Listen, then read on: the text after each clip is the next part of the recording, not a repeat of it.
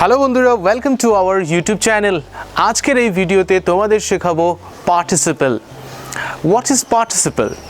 তোমরা past participle পড়েছো, যেটা কোনো অ্যাকশন ভার্বের থার্ড ফর্ম হয়, যেমন ওয়েন্ট, গো, ওয়েন্ট, গন।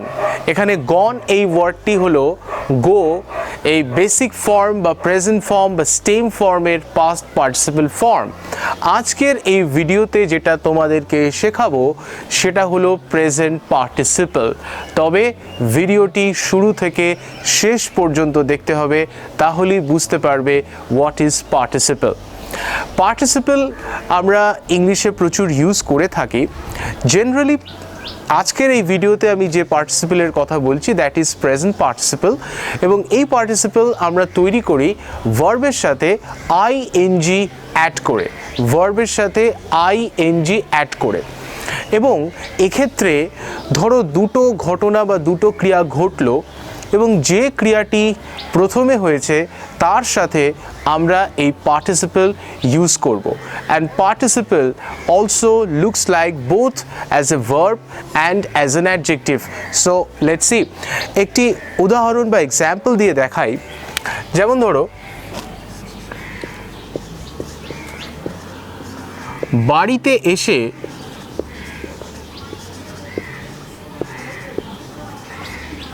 ছেলেটি পড়তে বসলো। বাড়িতে এসে ছেলেটি পড়তে বসলো। দেখো, এখানে দুটি ক্রিয়া রয়েছে, একটি হলো বাড়িতে আসা এবং দ্বিতীয়টি হলো পড়তে বসা। কোন কাজটি আগে হলো? বাড়িতে আসার কাজটি। তো যে ক্রিয়াটি আগে হলো দুটি ক্রিয়ার মধ্যে, তার সাথে আমরা ইউজ করব প্রেজেন্ট পার্টিসিপল। তাহলে দুটি ক্রিয়ার মধ্যে যে ক্রিয়াটি প্রথমে হবে তার সাথে ইউজ করব পার্টিসিপল। তো এখানে প্রথমে ঘটা ক্রিয়াটি হচ্ছে গিয়ে বাড়িতে আসা, অর্থাৎ আসা। তো আসা ইংলিশ হচ্ছে গিয়ে কাম। তো আমরা সেন্টেন্সটা শুরুই করব পার্টিসিপল দিয়ে। তো আসা ইংরেজি কাম, তার সাথে আইএনজি করব কামিং। এবং তোমরা জানো যে কোনো ওয়ার্ডের লাস্টে যদি একটা ই থাকে, আইএনজি অ্যাড করবার সময় সেই ইটি রিমুভ করতে হয়, ডাবল ই থাকলে রিমুভ করতে হয় না। তো কামিং হোম কোথায় আসলো? বাড়িতে। কামিং হোম, তাহলে আমার এই অংশটুকু লেখা হয়ে গেল। ছেলেটি পড়তে বসলো, then the boy sat down to study. বাড়িতে এসে ছেলেটি পড়তে বসলো। তাহলে যে ক্রিয়াটি আগে হলো তার সাথে পার্টিসিপল করলাম। তাহলে এখানে পার্টিসিপল হলো কামিং। কামিং হলো এখানে পার্টিসিপল। আরেকটি উদাহরণ দিই। চাকরি পেয়ে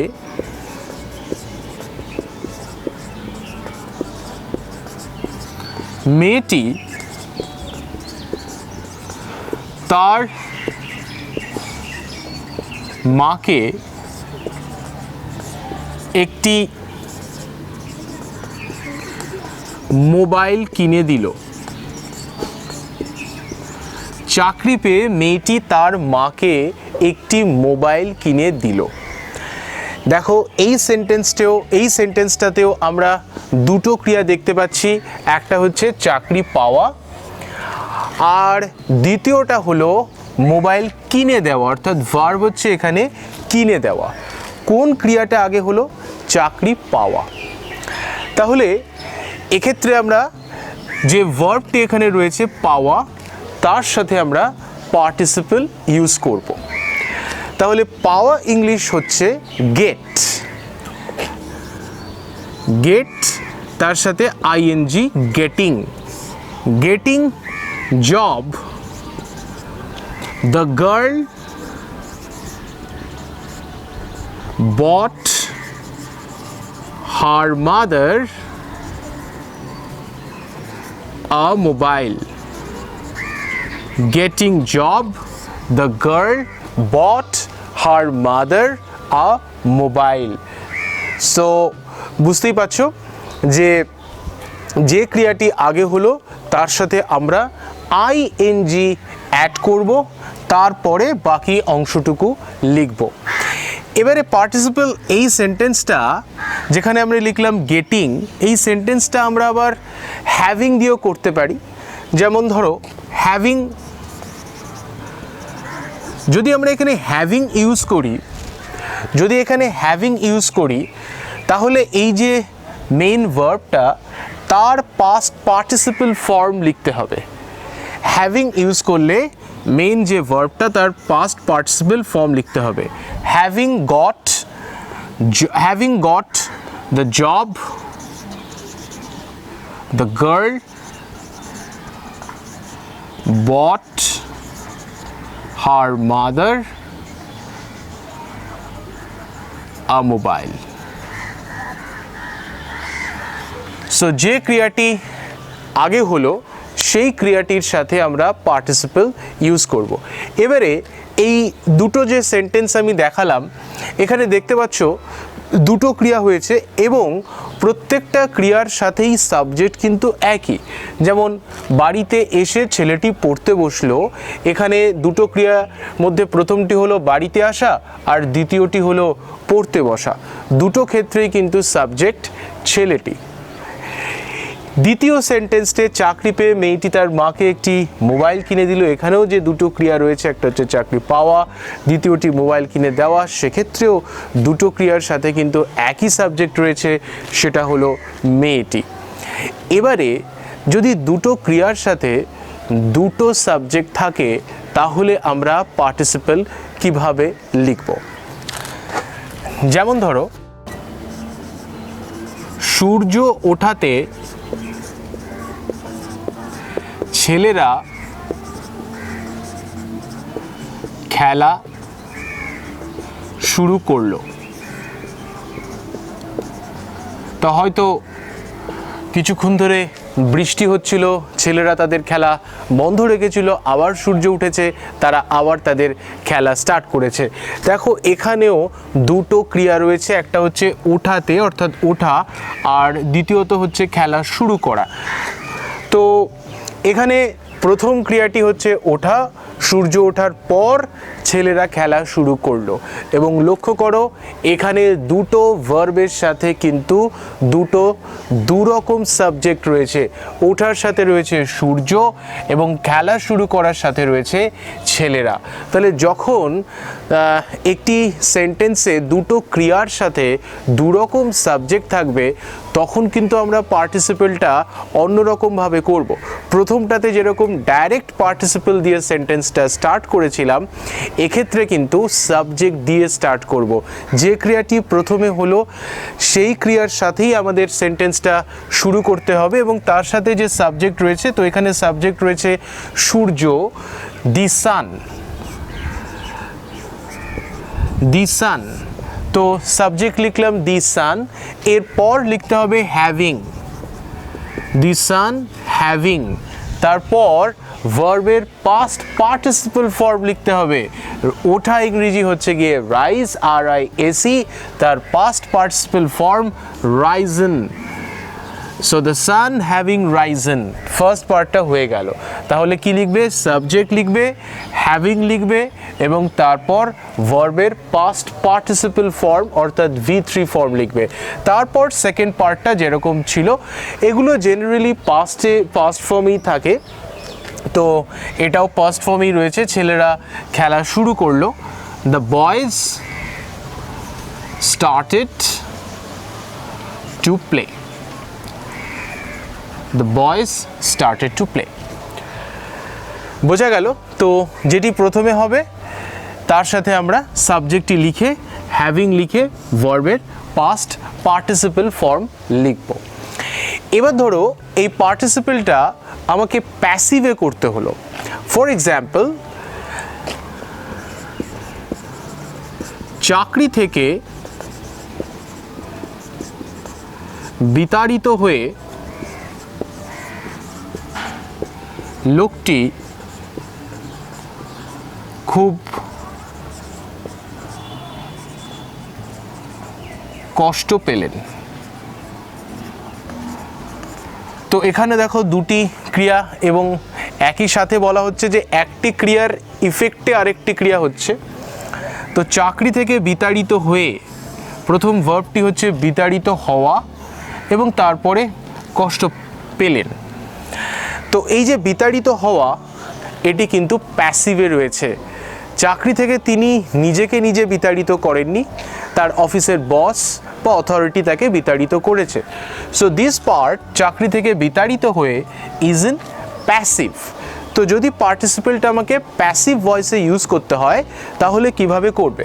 প্যাসিভ ভয়েসে ইউজ করতে হলে প্রথমে এখানে লিখতে হবে বিং, BEING, বিং। তোমাকে লিখতে হবে বিং। বিং লিখবার পর ভার্বের পাস্ট পার্টিসিপল ফর্ম। তো এখানে ভার্ব হচ্ছে বিতাড়িত হওয়া, দ্যাট মিন্স ডিসমিস। তো ডিসমিসের past participle form dismissed. Being dismissed from the job. তাহলে এই পার্টটি হয়ে গেল, চাকরি থেকে বিতাড়িত হয়ে being dismissed from the job. তারপরে এই অংশটুকু, the man became very upset. Being dismissed from the job, the man became very upset. Or এটিকে আবার আমরা হ্যাভিং ইউজ করেও করতে পারি। তো প্যাসিভ দিয়ে যে পার্টিসিপেলটি করতে হচ্ছে তাকে আমরা হ্যাভিং দিয়েও করতে পারি। হ্যাভিং দিয়ে করলে হ্যাভিং বিন, তুমি শুধু বিং লিখতে পারো বা বিং না লিখে হ্যাভিং বিনও লিখতে পারো। তো দুটো ইউজই জেনে রাখাটা খুবই দরকার। হ্যাভিং বিন তারপরের বাকি অংশটুকু একই হবে, having been dismissed from the job. তারপরে যেটা আগের সেন্টেন্সটাতে যেভাবে লিখেছিলাম, having been dismissed from the job, the man became very upset. তো পার্টিসিপেলটা যদি আমাকে প্যাসিভ ভয়েসে লিখতে হয় তাহলে বিং ভার্বের পাস্ট পার্টিসিপল ফর্ম দিয়ে স্টার্ট করব, or having been past participle form দিয়ে স্টার্ট করব। এবারে ধরো যে যার সাথে পার্টিসিপল করব সেখানে কোনো অ্যাকশন ভার্ব নেই, যেমন অসুস্থ হওয়ার কারণে আমি গতকাল স্কুলে যেতে পারিনি।